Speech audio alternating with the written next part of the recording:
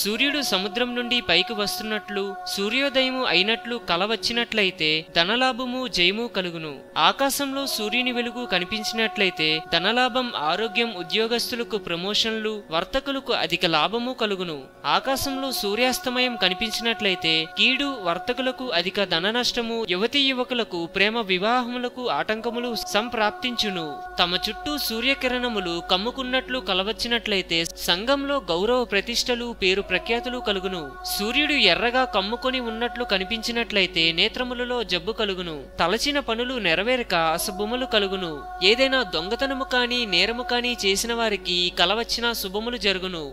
Hinduism గురించి మరెన్నో గొప్ప గొప్ప విషయాలను తెలుసుకోవడం కోసం మా ఛానల్ని సబ్స్క్రైబ్ చేయండి. ఈ వీడియో మీకు నచ్చినట్లయితే లైక్ చేయండి, షేర్ చేయండి.